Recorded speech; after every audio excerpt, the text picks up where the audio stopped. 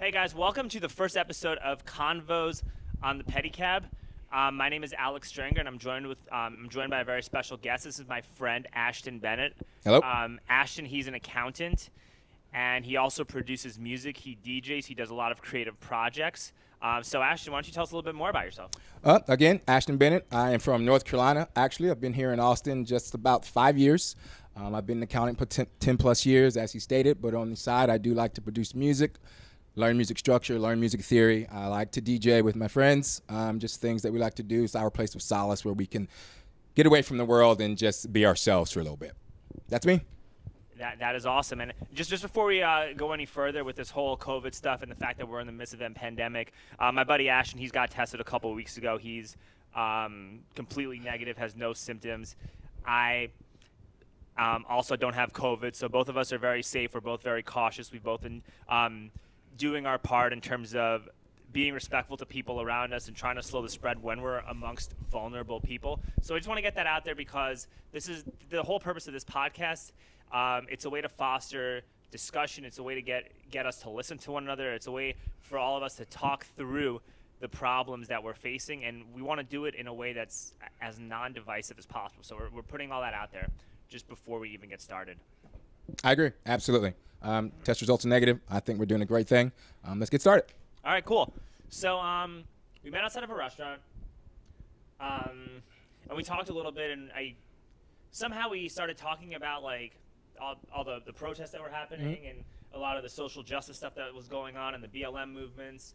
And I remember that I just completely out of nowhere, I blurted out to him that, I think that if every professional basketball player or football player were forced to spend 200 hours, 200 hours with a financial analyst in their rookie year, you would reshape the concept of wealth in the United States of America. And a lot of these inequities, these social inequities and these racial inequities from an economic standpoint would almost go out the window. Or at the very least, they would dissipate significantly.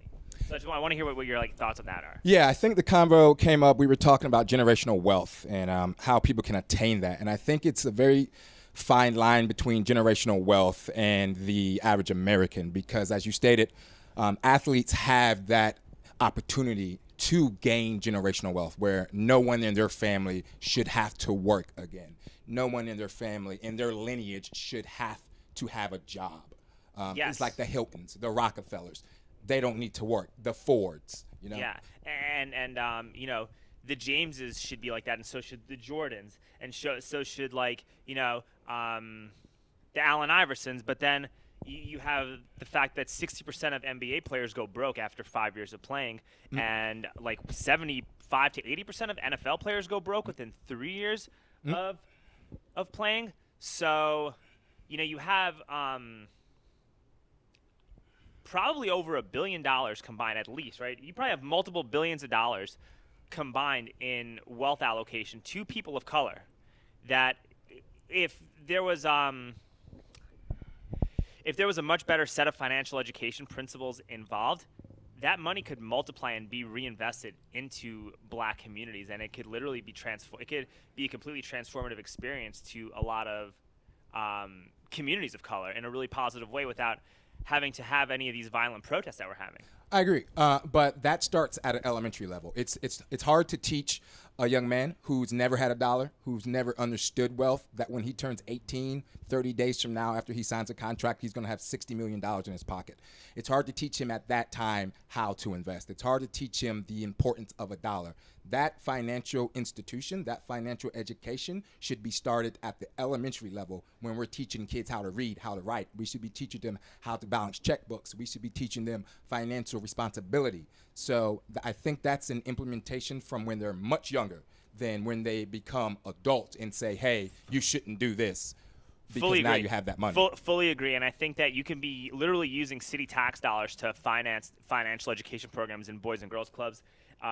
You could be teaching financial education in elementary school and make it really simple. And it should just be like a reoccurring concept. So by the time you're like 18 years old, you should understand, what a PE ratio is, what an income statement is, like a balance sheet. Yeah. It should be a free cash flow versus operating cash flow. Yeah. It should be a course starting in elementary school all the way through high school. There's no reason they shouldn't learn understand that. what a basic call option is. understand how you can generate income without having to actually work for income. Yep. Because there's a lot of people got really screwed off this pandemic, and a lot of people, and then we're not talking about like the very rich and the very poor. A lot of people also made out like bandits, and I'm talking about middle class people that made like tens of not hundreds of thousands of dollars just investing. Like Yes. Facebook was $150 a share, and now it's $300 a share. The market Imagine what would have happened if you placed. If you had some money saved up and you had like a couple $1,000 saved up and you just placed a couple call options on Facebook or on Microsoft or even on Apple, like your whole your income inequality would be changed tremendously. And I think that's something that people are not even addressing or talking Well, they about. don't have the education. They don't know. They don't understand how to do that. They don't understand the importance of investments. I didn't know about investments until I got to college. I didn't know what that option was. And like you said, the market was on sale since this pandemic. Yes. It was a great time to invest. And dude, to be honest, there's still tons of opportunities depending on where the country's headed. Right, I think that because of civil unrest, I think guns are probably a good thing to buy. Like gun stocks, Ruger and Smith and Wesson are probably a good thing to buy. I think like gold and silver are always going to be good. I think Bitcoin and cryptocurrency are smart buys. I think the sports betting sites are going to be really good, like Penn Gaming and DraftKings would probably be a good thing to like buy because of. It's a great the fact time that to we're gonna have- diversify your portfolio. Yeah, and I think that also Apple did a split. So I did a call option on Apple today because I know for a fact that in the next month and a half it's going to go above the strike price that I picked. And if it doesn't, guess what? I still have enough money saved where I'll buy it back when it drops. Yeah.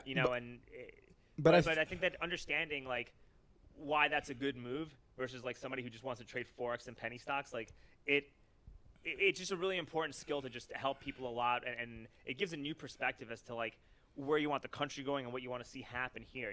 It's a great skill to possess, but you also have to have expendable cash to do it. Agreed. If you do not have expendable cash, you don't have that option. If you're living paycheck to paycheck, you don't have the option to take a risk on buying Tesla stock. You don't have that option. That's a big fact. That's 100% true. But if you were to teach financial education to the kids in the schools, exactly. Guess what? When you're 17 or 18 years old, even if you are poor, most 17-year-old, like I'm a substitute teacher in like the Hayes County School District. I was a sub in AISD.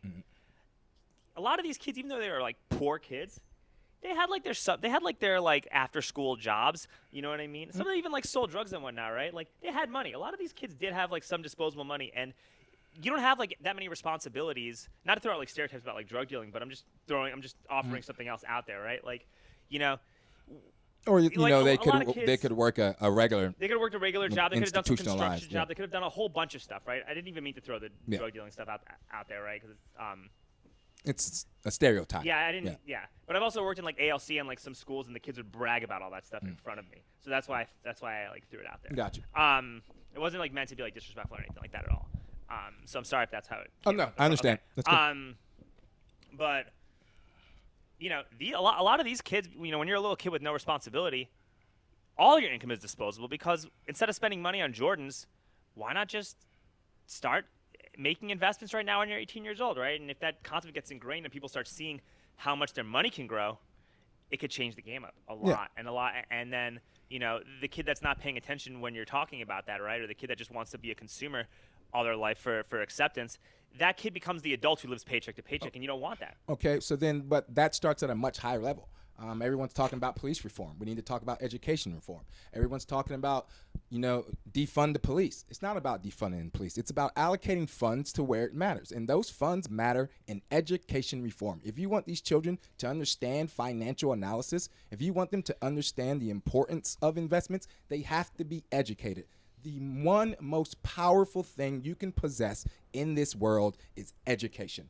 That's it. And if we're not going to educate these kids, how dare we judge them later in life because they don't know? That's on us. That's our responsibility. Agreed. I agree. And when I saw like the first BLM protest, I was watching people loot. I was watching people burn American flags. I was watching a whole bunch of like crazy shit. And a lot of people were pissed off about it. And, myself included, I wasn't liking what was happening. But at the end of the day, it's like you got to understand, like if you see a booming stock market and you don't understand how you can participate in it, of course you're going to be mad. You know what I mean? If you see like a bunch of ultra rich people getting exponentially wealthy, and you're still living paycheck to paycheck without understanding like how you can advance your position in life, like of course you're gonna be fucking furious. They weren't looting and burning because people are rich. No, I understand that, But I'm just offering a perspective. Like, you'd probably be less likely to want to go do those things if you had if someone had like your perspective if you're on that, working every day of your life and you're not gaining any traction, and you see someone who's not working as hard as you are and they have all of the wealth in the world, it's a little discouraging. Yes. But without education, you don't know how to get from point A to point B. And to go back on your, when you stated that people were looting and rioting and you didn't like the way that looked, I'll say this. You're right. Looting and rioting isn't the answer to solve the problems. However, I think it's Newton's third law. For every action, there is an opposite and equal reaction. You cannot judge the reaction without first having the action. Well, it does really put into focus that there is a real problem. It's absolutely. And that's partially why, so I'm also running for city council, and this is not going to be about my campaign or any of that stuff. This is literally just about talking to other people about what's going on. But seeing all that stuff made me want to place a high priority and a high focus on offering financial education to people in those communities, because this is a glaring problem. And if we don't fix this type of wealth inequality, I really believe that we're not going to have a United States of America anymore. Yeah, the wealth disparity is growing larger, and it's the middle class line is changing every year, and it's getting tougher for low income families to simply provide for the basic necessities that they need. If you can't provide basic necessities, then you can't provide anything that comes after that. And that's where the division is now, is that we've lost focus on the most vulnerable. In our country, we are not focused on the people who need us the most. We're more focused on the people who make the most. That's the division that needs to be closed. I can't argue that. And one of my main criticisms about the stay-at-home orders, because I was very anti-lockdown, very anti-stay-at-home stuff, and you can understand considering what I do for a living. Absolutely, yeah, right? Absolutely. And it was just, to me, these stay-at-home protests, especially now that you're getting new data regarding the deadliness of the virus and whatnot, and it's still very contagious, and you got to be careful. But especially in light of this new data, I felt as though the stay-at-home protest was literally designed to create even more income inequality, because small businesses were being decimated in favor of large corporate chains. Target and Walmart were open, but your local mom and pop retail stores weren't. They were closing gym when exercise is one of the most proven ways to avoid serious symptoms of the virus. They were closing parks. They were telling people not to be around one another and stay home. And all that does is it just, when people can't communicate with one another, you don't exchange ideas. And when you don't exchange ideas, you get stuck in these echo chambers and these bubbles. And it literally just, especially those first 2 months of lockdown, were a breeding ground for hostility. Yes, I think when people have to go against what their routine is, they begin to get bored. Other than that, they come up with creative ideas.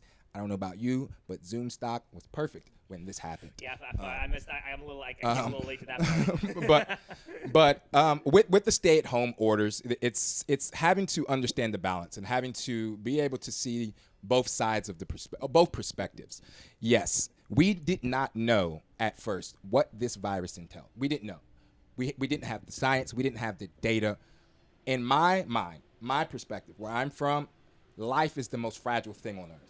What can we do to preserve life? And if that means, hey, we have to stay inside until we truly understand what's happening, please stay inside until we know. Once we get a better grasp on this, then we can reopen. But let's not deny the numbers. People were dying. They were dying. That is true, and I agree with that. I think that you should err on the side of protecting human life. But if our government really cared about human life and was really about all that, then they would have had a plan in place to provide people with just compensation. Yeah, I agree. For not working, and there was no plan. And luckily, things got scrambled, and they worked themselves out for most people at the last minute. But if you don't have a plan for providing just compensation to people who cannot work or own their businesses, and they're still obligated to have to pay rent and their mortgage, and there's no freeze on that, dude, that's a human rights violation. I agree. Without that plan, that's where we failed as a society, and by we I mean our government. That's where they failed. They wanted to lock us down with no plan of how you're going to pay your bills. How are you going to pay your bills? Exactly. Yeah. And if there was a plan in place, I'd have been like, okay, fine. There's a plan. Dude, listen, man. The first month or so of the lockdown before I got any kind of unemployment, like everything I stocks were fucking plummeting. I was like losing money left and right. I couldn't go earn it back. I couldn't buy anything on sale because I was like stuck. I was fucking pissed, dude. And I was becoming like I was like ready to jump on the Donald Trump train full fucking force because of But he was the one without the plan. Because of how mad but at least he didn't want to lock us down. So that was my take on it. Like he didn't lock us down. And nobody had a plan either. None of the Democratic officials had a plan either. They were just lock us down with no plan. I agree. But I was like ready. I was full blown. I was gonna go like full blown Trump. But then all of a sudden my like unemployment stuff came through. I had like some money in a CD that matured. Started buying more stuff with my TD Ameritrade account, and I wound up actually doing about the same as I would have otherwise. Okay. So, needless to say, I have my like political stances. They've always been like well-rounded and nuanced, and they're back to where they are. Okay. Because I'm not like stressed. And the point is that when you're like under excessive amounts of financial stress, like you can become an extremist. Dude, you lose IQ points. You literally use like one whole standard deviation's worth of IQ points, and when you do that, that's how people become extremists. Yes. When you lose it on both ends of the both sides. ends of the spectrum, you become an extremist. Both you sides. lose it when you're financially stressed because you lose IQ points as a result of that. Yeah, you're only seeing red. You lose reason. You lose reason. Yes. And that without reason, unprecedented times can affect you in a way that you would never have imagined that you could have been affected. And so I understand where you were coming from when you wanted to jump on one train, left or right, no matter what you want to do, going through the lockdown without having any income and not, going to bed without knowing where your next dollar is going to come from. I can imagine that stress. I can. But you're one person, and I know you're not the only person who went through this. All I'm saying with this entire thing is the entire government failed, left and right. They both failed. Everybody failed. They failed. Everybody shat the bed. Everyone shat the bed. They completely failed. With the lockdown, with the no financial plan, it was a complete failure. And we simply did not handle that well. Yeah, we shat the bed. Yeah. We shat the bed. But back to what I was saying about like the extremism. I deactivated after the first Floyd protest, right? I deactivated my social media for like a couple months, and I just recently put it back up because of the city council stuff. But me being off social media for 2 months put my whole sense of perspective in a much like more balanced, more relaxed, more like you just look more clean. Way more like everything my whole thought process feels like it's way more centered on reality as a result of having like deactivated my like social media. Yeah, I like to view myself as a realist, and I did the same thing. I took a social media cleanse because it was just it got to the point where it was overwhelming. It wasn't good for my mental health, and I knew that I needed to take a break from that. So I wanted to get myself back to neutral, so that I can stop seeing red. So I stopped jumping on everything that I hear, like I stated to you earlier, so that I no longer become a defensive listener. So that as soon as someone says something to me, I attack them because I'm offended and I'm defensive by what they wanted to say. That's why I had to get off social media so that I could get myself to neutral and be able to listen, be able to hear, be able to communicate. We don't have to agree, but we should be able to converse as adults. I agree. And I think that the more people are conversing with each other, the less civil unrest you are going to have by default. And that's why it's really important for people to get out and talk to one another, because you want to fix a lot of the problems that we have, right?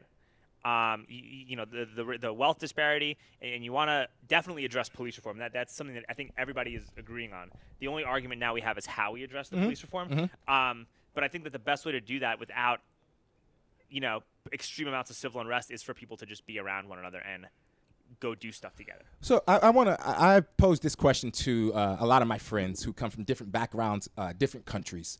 I've asked them, why do you have this innate belief? Well, let me start over. I said, how many interactions have you had with police officers in your life? True interactions. Let's ask you, how many true interactions without talking about city council or anything like that, just you being Alex, how many true interactions have you had with cops? I've had a few. I have a lot of cop friends from jiu-jitsu.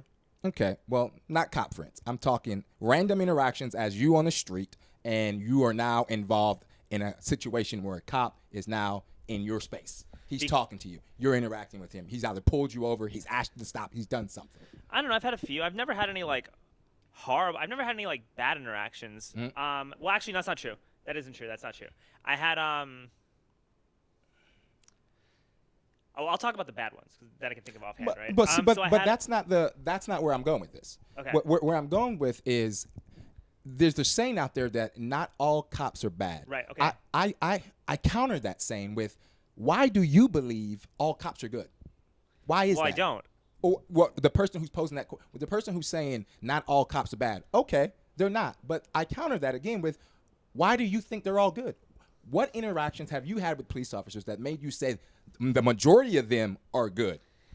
My personal opinion from like, look, I've never been in a situation where I was like afraid for my life or my safety or felt like I was going to go to jail for no reason. That's called privilege. I've never. Well, hold on, let me ask you a question though. Have you ever felt? Every day I walked out of my door, my mama told me two things: son, I love you, and put your seatbelt on. Every day, because she knew at any moment I could not be coming home from the simplest driving mistake. Don't use the blinker. No, I understand that. And I actually saw, so everyone was, now there's all this new debate about George Floyd, about, oh, he died of a fentanyl overdose. And I'm like, and they're like, oh, well, he was resisting. And I'm like, yo, you guys are missing the fucking point to this. Because if Derek Chauvin knew how to hold proper side control and was actually like moderately decent at grappling, you could have just restrained him without having to put your knee on his neck. All right.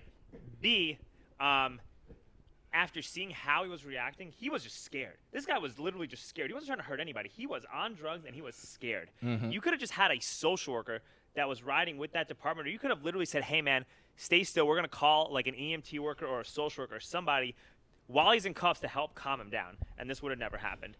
And C, I don't know if you saw the whole – did you see the whole video? I did not watch the video. I saw the 30-minute video. There was a 30-minute video on Fox that came out. I did not watch it. They came up to him, and right away, they pointed a gun at him right off the bat. Like, you did not need to do any of that shit. Like, that was completely unnecessary. Well, that's because they see black men as danger. That's why. He's dangerous. Or maybe they were just bad. Could there also be the possibility that those guys were just not good at their job? Okay, so if those two aren't good at their job, am I supposed to believe that the other 200 are good at their job? Don't they go through the same police academy? Point taken. But also, after watching that video, there was 4 of them, correct? Yes. So after so watching if I extrapolate, no, what I was going to say though, Ashton, just to add on to that. So I think all 4 of those cops got charged, right? If I'm not mistaken, I think all 4 of them got charged, right? What's that matter though? Is that justice? Well, because after watching the full video, there were cops that were like saying, hey, man, we shouldn't be doing this, or this is what we should be doing. And there were like cops that said, hey, man, put him on the side, or they weren't like automatically they weren't automatically complying with Derek Chauvin. If you watch the whole video, that's what I'm saying. Okay. Know, like if I were on a jury and I had to decide the fates of those 4 police officers, the only person I would find guilty would be Derek Chauvin. Okay. That's what I'm saying from watching the whole video. Objectively, I would find Derek Chauvin guilty 100%, but the other cops I would not find them guilty, because I really felt like they were just trying to do their job and they got caught in a fucking shit situation. They just didn't. What were they all? Were they all charged with the same charges? Yeah, they were all charged with the same charges. Okay.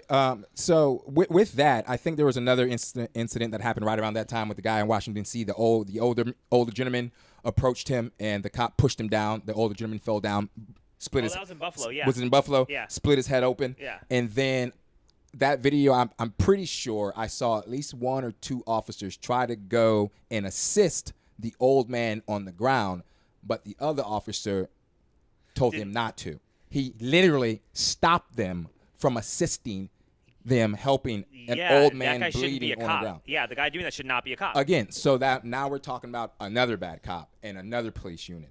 How many bad cops does it take for the entire? If the head is rotten, the body's rotten. If the head is rotten, the body's rotten. Okay, how many bad ones does it take to say, well, maybe the majority of them are bad and not so many of them are good as we thought? Because again, I posed the question, why do we believe all cops are good? Well, why? All right, maybe some of them are really bad, some are really good, and the majority are just like super troopers. Is how I look. Like the majority are they're literally just like the super troopers. They're just regular people who are just happen to pass the civil service test and they got hired to be police officers. I'm trying to figure out what I was going to say along with this. Shit, I just literally lost my train of thought. I think when you have a weapon of mass destruction on your hip, you can't just be a regular person. When you can take a life, you're not just a regular person. You're not trained. You're not I agree. I also think that if our cops were to be forced to be EMT certified, I think that stuff would probably go down, because when you have to be an EMT, you're valuing human life more. And like I said, these aren't like blanket solutions to the problems, but these are like things that you could do that everybody, conservatives and liberals alike, would say, hey man, that makes sense. Why aren't the cops EMT certified? Or why aren't the cops properly trained in grappling? You know, why? Like, how come? Right? Like it would make sense. Like, it's the perfect like knowing that you can like handle yourself physically without using a gun is like the perfect de-escalation tool that I think. Yeah, I agree. I think that they should be trained on how to de-escalate situations much more than let me pull my weapon out and terrorize this guy. The threat of life is how I'm going to de-escalate the situation. I'm going to threaten his life with a weapon, and that's. I mean, I agreed. It's becoming too much. It is. So let me get back to what I was saying, because I just remembered what I was Perfect. talking about. So you have some really horrible cops, and you have some really good cops, and most of them are just in the middle, right? And the problem is, with our age of social media and viral videos and the outrage culture that's happening, and the fact that like Facebook and Twitter function off of rage and hostility to generate ads and algorithms. Anytime like you see a bad cop doing a horrible thing, it can just get magnified. Exponentially. And so it makes a problem look. There's also a possibility that it could be made, not to like trivialize what you feel like you may have gone through when you were younger, but this also could be a situation where it's making a problem look a lot worse than it is. And I read some article today that apparently like unarmed killings of black men has gone down by like 63% since like 2015. I don't know if it's accurate or not, but I would make sure that it was a USA Today article. I read it, but if that were to be true, it makes you think like,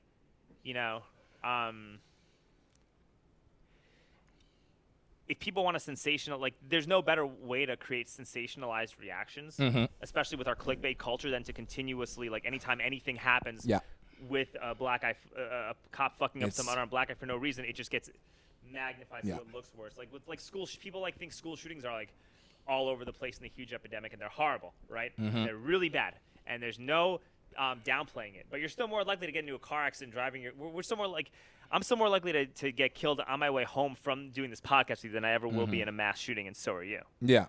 And that was a lot, so let me try to digest all of that.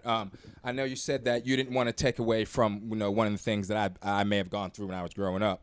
I want to, say that's something I go through every day, not when I was growing up. I'm still a black man. It's something I go through every day of life. On top of that, you stated that, things are being sensationalized. When something happens to a black man, Facebook, everyone, if they're on one side, it blows up. If they're on the other side, no, he shouldn't have did this. He was doing that. You're right. Things can become sensationalized, but I countered that with this. Tell me how many black men have been murdered by police since this country was implemented or began before there were cameras. Without those cameras, do you think George Floyd's police officers would be going to court?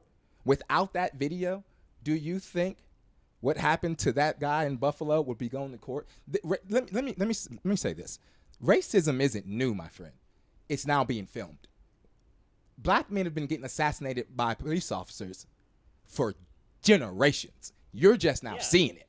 So now you feel like, oh my God, not you. I'm not speaking of you particularly. I'm saying the public is feeling like, oh my goodness, this is getting overblown. No, it's just now being put on camera. You just now have to face it as a human being. We've been facing this for generations. Generations of black men have gone out and never come home, and nothing has been said, because you know what happens when you become the chief of police? You cannot be fired.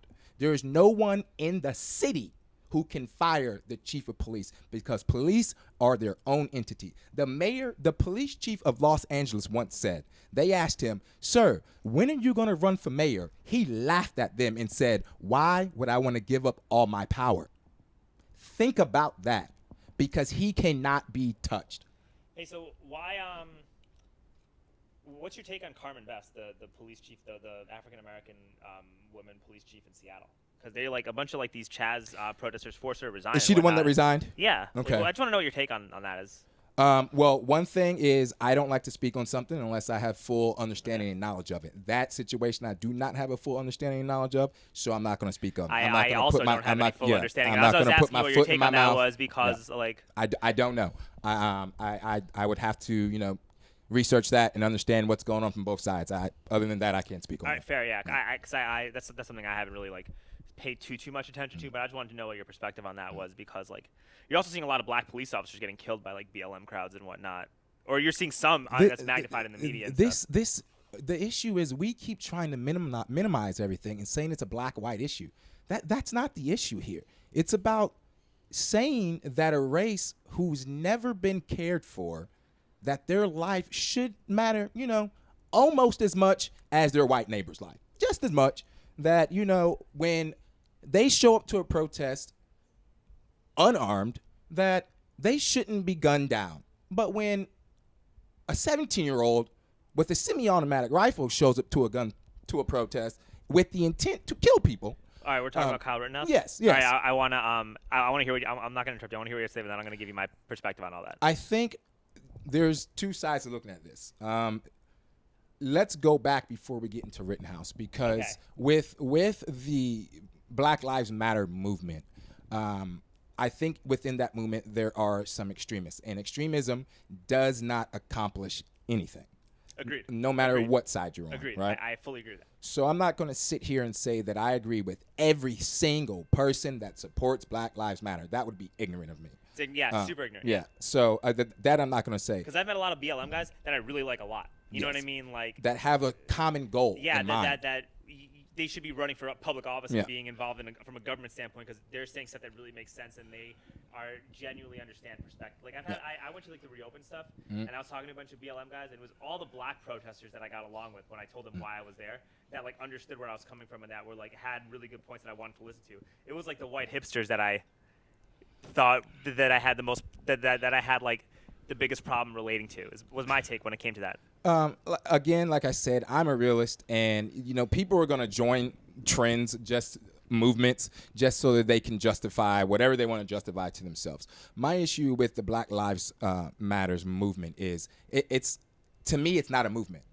Okay, a movement is something new, something that's just now happening. This is a movement. This Black Lives Mattering should not be a movement.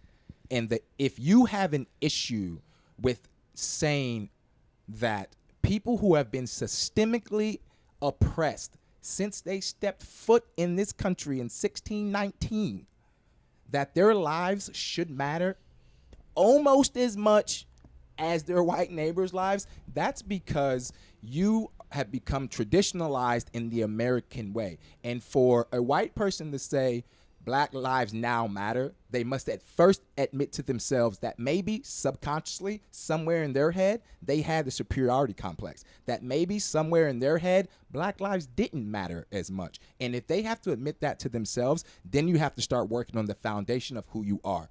And that is where people struggle. They will give you some leeway, but once you start attacking the true foundation of who they are, where they come from, and what they believe in, then they struggle with giving you what you deserve. That's where we are with Black Lives Matter. That's the point. That's the goal. We're not trying to take over the country. We're simply saying, can our lives have significance in any way? In any way? Yes or no? Can we have significance? You take it from there. No, these are hard points to argue with. Like that's I look, man. I grew up in New York City, so I was around like black people and Spanish people and people of all races and colors like my entire life. Mm-hmm. So I never really, it was just never something I gave a shit about. Yep. Right. So that's why like when I see all this stuff with all the identity politics and all this like quote unquote social justice that I see on like Facebook and Twitter and whatnot. It's taken me a while, and I still don't really fully understand it because I just wasn't raised that way. Like, I literally just never gave a shit about what somebody looked like as long as they liked to do the same things as me and we had the same interests. And, they offered value in some sense of the word in terms of what they could provide in a relationship. Yes. I really honestly didn't care. Like I have a Hispanic girlfriend. I'm probably gonna have a kid with her. Mm-hmm. I'm a Jew with the Star of David tattoo on my arm. Like I get it. You know what I mean? Well, you know what I mean? Like I get it, dude. The white supremacists don't even think I'm white. Mm-hmm. All right. I've always understood it to I've always understood. To a I've always point. felt like I've understood it to a point, and I always try to be open-minded and empathetic with people. And my attitude is that, like, hey, man, if you feel like you don't have a seat at the table, let's hear you out so you can get a seat at the table. Like, there's nothing wrong with being able to be open-minded and want other people to join you at the same table as you. But we've been fighting for that seat at the table since 1619. Dude, I agree, and I also feel like a lot of like liberal politicians engage in these horrible trade policies. They do these gentrification acts, and then they put a Black Lives Matter sign on 11th Street in Kamal to make it seem like they're allies, but they're literally enacting gentrification policies to further screw over black people anyway. Like so you got to like my whole thing is that I must research the politician that you want to vote yes, for. yeah, like just because they call themselves liberal or they support Black Lives Matter, you never know what's going on behind closed doors. You must have a true understanding of who you're voting in office. I mean, that's the only way we enact change. We as the black community, we must become allies with the people who have the assets that can affect real change, actionable change. Marching, great. Protesting, wonderful. Hashtags, vote or die, not playing the sport, sitting at home, no matter what you want to say, I'm all for it.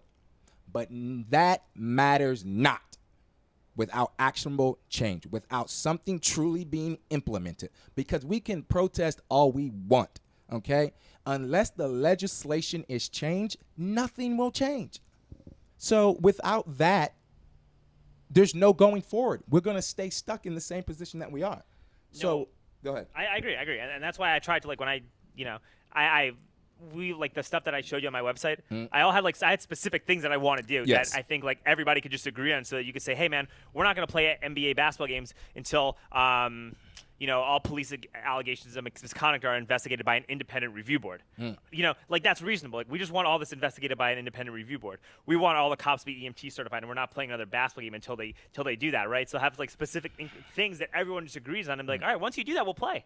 Yeah, and that's the thing. The players have so much leeway. They cannot play. But the players, they're not the billionaires, okay?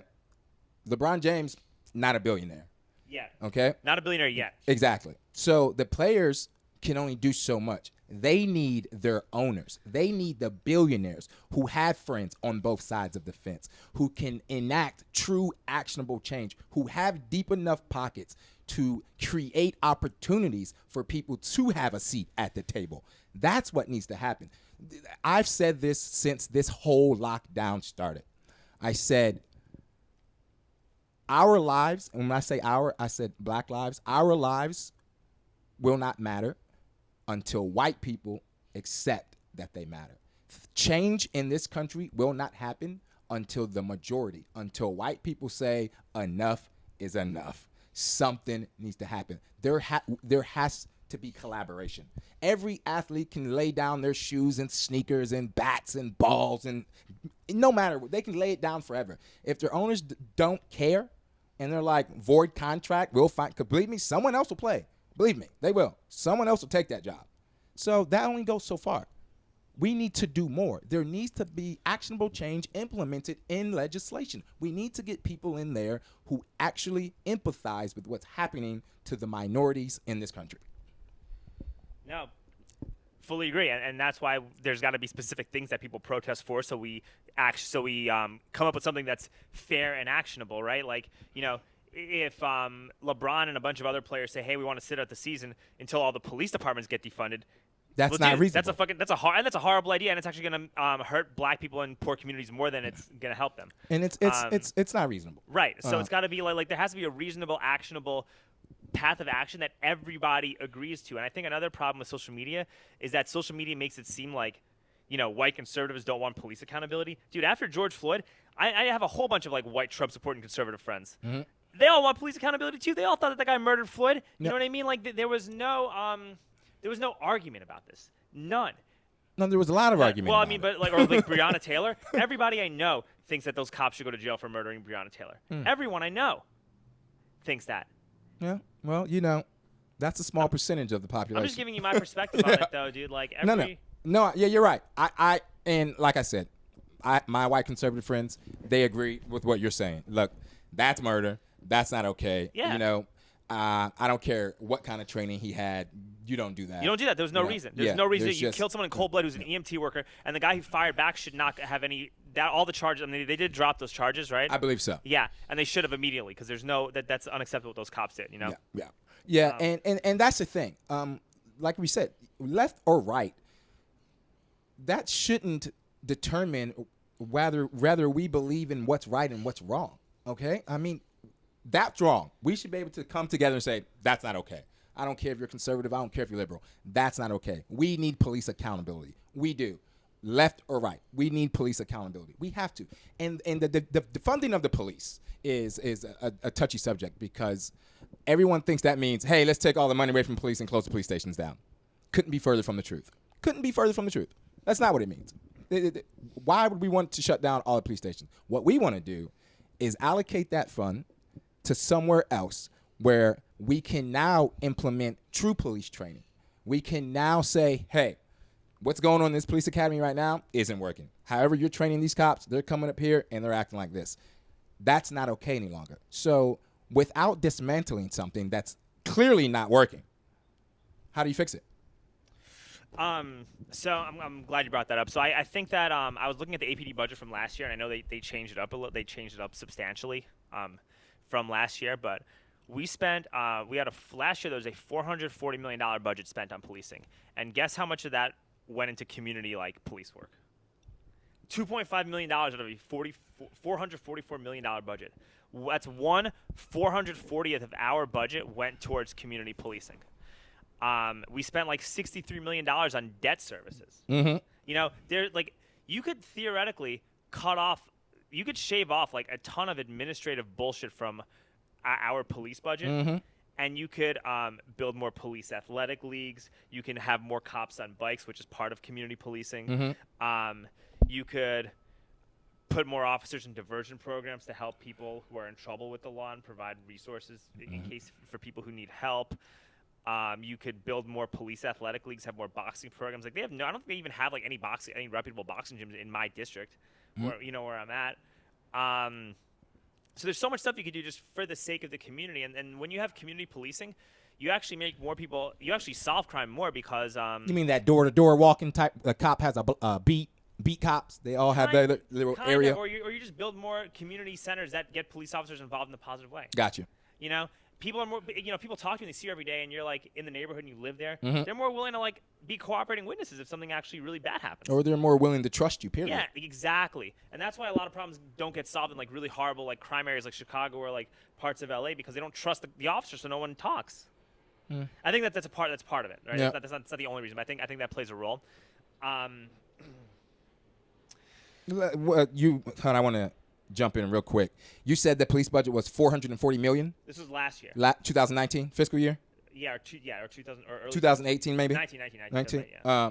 So let me ask you this: what was the AISD educational budget? Was it $440 million? It was nowhere close. It was nowhere close. Nowhere close. It was nowhere close. That's my point exactly. It's nowhere close. It's nowhere close. That's the point I'm making. It's nowhere close. That's defunding the police. Let's take some of that money and put it into why are we $26 million in debt services? How about we put that into public schooling? $63 million. $63 million in debt services. Let's put that into educational programs. Dude, let's put that into educational reform. Financial ed, dude. Yeah, you know? I would be so down with that. But I don't like the way they defunded by getting rid of Well, let me rephrase that. I don't. Actually, no. I'm going to say what I'm going to say, and then I'm going to add to it. But I don't like that they took like money away from training, and I don't like the fact that they're taking money away from cadet classes when we're like the fastest growing city in the United States. I think that's kind of like that's not the smartest thing to be doing, and it just it automatically creates divisiveness, and then creates a backlash of like back the blue. You know what I mean? You don't want that shit. It creates a lot of bootlicking. And then the thing that really got me upset, or really like concerned me, was the fact that they cut like pretty much their entire program for license plate readers, that's how you like track sex offenders and like traffickers and like domestic abusers and stuff through the license plate. So why are you cutting like it seems like you're just cutting the worst things possible. And I just want to elaborate on that too, because I think that sometimes when a little kid's like hasn't been told no, or they're constantly throwing temper tantrums in like the middle of the grocery store, you got to discipline them. So perhaps like what we're doing is just a way to like discipline that kid that's never been told no. But I do think that if our police officers were to make reasonable common sense reforms for the benefit of both the community and the officers, like I had mentioned to you about the EMT certifications, grappling training, independent review boards for police misconduct, and they agree to that, we should give them back a lot of their money if they agree to like make legitimate changes. So again, I haven't read the reports on what's being defunded and where that money's being allocated to. And like I said earlier, I don't really like to speak on things that I don't have a true understanding of, because I don't want to put my foot in the mouth and be ignorant about anything. But I do know that real change needs to happen. I do know that the system, everyone likes to say that the system is broken. And again, I counter that saying. And because the system is not broken. The system was designed to function and operate exactly the way it's functioning. how it's functioning and operating. The system's not broken. This is the system. This is the system that was designed. We're just now having that system put into the forefront, where now these negativities are being thrust into our faces. Every time we turn on our laptop, our phone, our TV, it's always something new. You don't get a chance to process the thing that happened last Thursday before something else happens on Sunday. Dude, agreed. And then this actually brings me to the Kyle Rittenhouse discussion, because I feel like we probably have different takes on this. Uh-huh. I want to hear your take, and then I want to offer mine and offer how I feel this is being played out and what my take on all that stuff is. So I want you to go first on your take on Kyle Rittenhouse, and I want to respond, and then I want to tell you what I'm worried is going to happen as a result of it. I think my take isn't going to be as elaborate as you want it to be. That's fine. Because my take on that is one word, and that word is simply consistency. And what do I mean by consistency? Exactly how they treated Kyle Rittenhouse is exactly how the police should treat every other man that could have been Kyle Rittenhouse. If you're going to treat one that way, then you should be consistent with the way you treat everyone else. And that's the problem. I agree. Actually, I agree with that fully.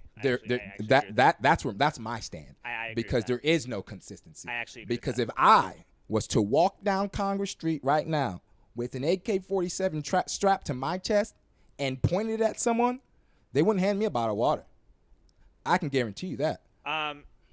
I don't know, man. Because I'll say this, right? Like, if what was happening in Kenosha happened in Austin, Mm-hmm. and you were trying to like protect the small businesses and help them with what they were doing, Did he live in that city? He was like 20 miles away. So he didn't. Drove, like, he didn't live he there. didn't. But people were like, "Oh, he drove so far." I'm like, "No, dude. He drove 30 minutes or 20 miles to this neighboring He town. drove 20 miles to a neighboring town to protect the businesses that he has nothing to do with.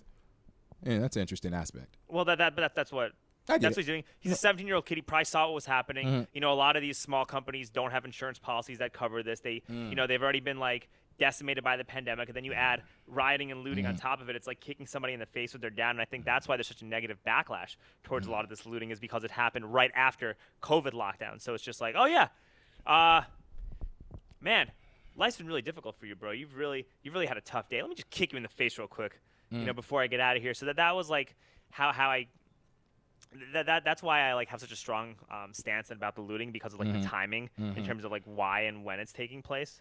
And I could also go into like how I feel about looting and stuff, but I'll do that like after I finish this. Okay. Because I think there's justifications for it, and then there's times when it's not okay. But that's not what I want to talk about like right now, right? So you have this kid that probably sees all this stuff. You have a kid who wanted to be a police officer. You have a kid that had like some kind of like medical like CPR, basic medical type training, because he had like a medical kit with him, I'm assuming. And there was video of this kid like cleaning up did you see the video or the pictures of him cleaning up like the businesses that were like vandalized and stuff before all that? Okay. And there was also video of him handing out water bottles to BLM protesters who were getting tasered and getting maced and getting beaten up by cops. And there's footage of that. And I'm telling you everything based on footage that I've seen. Okay. This is based on footage. It's not based on like my opinion or reading some right-wing publication. It's based on like literal videos that I've seen. Okay. There's videos of him handing out water to people, and there was another video of him with a fire extinguisher trying to put out a car that got lit on fire. Okay. And then And then that's when he shot the first guy because that guy was like apparently chasing him when he was trying to put out a car that was on fire with a fire extinguisher. And he had his weapon with him, but he could have also had his weapon because you see videos about that guy that got kicked in the face and got the shit beaten out of him in Portland. Did you see that video? I did. Mm-hmm. So you see stuff like that. I'm like, well, why would you not carry? You got to carry. Like, why would you not carry a weapon? You know, like it's a safety thing. And now after that, so you know, him having the weapon that's a legitimate safety concern considering everything that's going on right now. Okay. And then the person attacks him, and the person was also beforehand was caught on video. I know this is a lot, but the person was caught on video saying, "Shoot me," and then dropped the end, you know. So hold on, let's go back to you said the person attacked him? Yeah, the person attacked him. The person who attacked him. Is that on footage? Is that on video? Yeah. Him being attacked? I can show you a clip of it, but yeah, okay. I believe so. And if not, if I'm wrong, I'll admit it. But this is what I think I've seen. Okay. Mm-hmm. And there is video of the first person who he shot was like antagonizing people to shoot him. He was like, "Shoot me, shoot me, shoot me," and then he was So that saying, gives you the right to shoot someone? No, I'm not saying it does, but I'm just saying that it could lend credence to the fact that that guy was probably aggressive and could have been attacking him. So it lends credence to the self-defense argument. That's a large step. That's a large step to say someone's using words to someone attacking someone. Large step. But if he's putting out a car that's on fire with a fire extinguisher and he's being chased because he's trying to do that, and he shot somebody who was a grown man that was also a convicted pedophile. That What does one have to do with the other? nothing, but he just shot. I'm just making a statement that he shot. When he shot him, did he know he was a pedophile? He didn't know. Okay, so it doesn't then mean anything. But one I'm doesn't just have to do making with a the point. other. Just saying he was he shot a guy who has a history of committing violent crimes that was attacking him. And then I believe he was on the phone. They said he was calling the police. I think he could have just been calling his friend to be like, "Oh shit, I just killed somebody," you know. Mm-hmm. And then a bunch of people started chasing him Because he just shot someone. Yeah, because they probably figured, "Hey, this guy shot someone." And then when he fell over, he shot 2 other people because he was actually at that point defending himself. Yeah. And to be fair, the people that were chasing him probably did think he could have just shot somebody. So let me because the whole scene is so chaotic. So let me ask you this. You're doing a lot. Yeah. Okay. Let me ask you this, because like you just said, the people started chasing him, and he shot those 2 people because he was defending himself. Let me ask you this: if I was to pick up a gun right now, walk into a store, shoot someone square in the head, take off running, and then those people in the store chased me, do I then get to say I can shoot every single one of them because now I'm defending myself? Is that how the law is written? Absolutely not. So then, but you weren't going in. But he wasn't going into a store. He was stopping people from. But the people who were vandalizing chasing him, on the outside looking in, you don't know what's in his head. You don't know if that guy was attacking him or not. The people who were chasing him, what's the difference between those people that are chasing me now? They're chasing someone they just saw murder someone. Right. That's a human nature thing to do. Right. But you also don't know if they were also like vandalizing and destroying the. One has nothing to do with the other.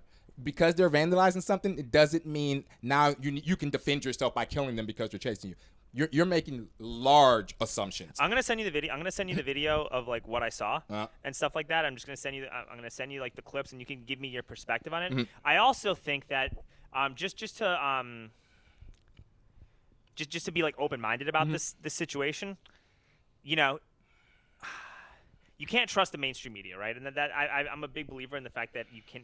I have a big problem trusting like mainstream news sources. Well, because each one has their own. Right, but you also got to be careful about trusting like conservative, right-wing news sources because they could have literally omitted certain things that he could have been doing to antagonize something. And there's a lot of stuff that you because exactly what there's a lot of stuff that you don't. There is a lot of stuff that you don't know. And I did see a video, just to be fully objective, right? Of him like beating up a girl like a few months prior to that, and I'm just like, oh, fuck this guy. I hope he does at least go to jail for I think he should go to jail for bringing the weapon across state lines. But in terms of murder, I feel like if you try to rake him over the coals with this murder charge, considering the fact there's so much video evidence of what really does appear to be self-defense, especially since he was like giving water to people and saying, hey, I'm just trying to help people, and there was video footage of that beforehand. All this is going to do is fan the flames of right-wing zealotry. And you got to be careful about doing that, and that's my concern about that. Yeah, I understand that concern. I do, but to say we're not going to press charges against him because we're afraid of how the conservatives are going to react. But they're charging with murder. But what you're saying is they should be careful and not do that because it's going to fan the flames of right wing zealots, right? To say that is a bit that. Then what precedent are you setting? What precedent are you setting then? But then what precedent are you setting if people all of a sudden feel like they can't defend themselves from, because this is how people feel regardless of your take on that. If people feel like they can't defend themselves from being attacked, or if they can't like help people whose like life's work is being like destroyed right before their eyes, like without them risking going to jail for trying to help someone, when people that are like, you know, when from what you see in those videos, mobs of looters just doing whatever they want, like what precedent are you setting then too, right? And then all of a sudden you're also strengthening the case for fucking fascism, and you're strengthening the case for Donald Trump's reelection, and you're strengthening the case for an overtly police state. And you're also seeing videos on Twitter where people are like glorifying cops fucking up Antifa protesters, and I'm like, dude, that is not good, because I get it. There are a lot of these guys that I don't like, right? But if you send videos and you glorify that, dude, the cops aren't going to stop at that. They're going to start beating your ass if you don't want to get the COVID vaccine. You know what I mean? So, like, when does this, like, you got to be careful what you glorify. So then what's the line? What's the line? What's the line? Because meaningful police reform. Meaningful police reform that is based on common sense and logic that everybody can go along with and agree on. I agree. But if we continue with the Rittenhouse thing, so he shows up with his weapon. He's defending himself. So what's to stop the protesters next time from showing up with their weapons and seeing him? And they're saying, well, now he's aggressive. I'm going to defend myself and kill him. Well, that is what's happening. And what's the line? Well, the line is that we got to do a better job of talking with each other and being good to one another, like what we're doing with this podcast. Yeah. Because I think that the more people are around one another, the more we interact with people who have different viewpoints, the more we like listen to one another, the less likely that shit is going to happen. I agree. And that's a great way of putting it. But like I stated earlier, I'm a realist, and that's not realistic, because people on the left who are very extremist conservatives could not care less, and people on the right, yeah.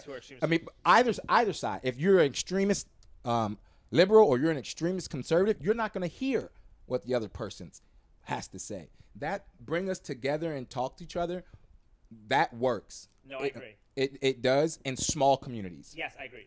It does. But in a nationwide change, it's going to take a lot more than that. And let's be real here. Let's state this. This country will never eradicate racism. I don't care how many hugs and kisses and how much love you have in your heart. Racism is taught. It will always be taught. Okay? And let's also be clear. This country isn't the first country that's had to deal with racist. We're one of the youngest countries in the world. You think we created racism? No, absolutely not. No. So let's not sit here and pretend that racism just started happening in America. This has been happening since as far back as I can remember. I don't know what you believe in, how the earth was created or big boom or whatever. But as far back as I know, there's always been a superiority complex. There's always been tribalism. That's just been always. It's always and so it's one thing to say that true police reform will fix all of our issues. It won't. No, it won't. But it'll make it less horrible than it is right now. I agree. And I think that a lot of people go in trying to really change the world and fix all of our problems, but you can't. Our problems are too big to fix. The best that you can do is just make changes however you can and do your best. That's really my take on it. I think there are some problems that we can attack. And, we no longer want to have a middle ground with one another. No. That's where we struggle. There's no more middle ground. And if we looked at certain problems and say, look, how can we meet in the middle on this thing? How can we do that? You give some, I give some, we shake hands, we go get a scotch, we call it a night. I'll get a scotch at the after. I mean, that's where we are. No one wants to do that anymore. It's either you're on my side or you're against me. Yeah, I don't like it. It's not cool. It doesn't help. It doesn't help. It's the most destructive thing in the world. It's so divisive. And let me state this while we're on camera. I personally don't agree with destroying people's property, but I also agree that life is more valuable. You cannot argue with that. You can't argue with life being more valuable than property. Well, let's close on this. No. Because we've probably been here like a good minute. When it comes to rioting and looting, I think that there are justifications for rioting, and then there are not justifications.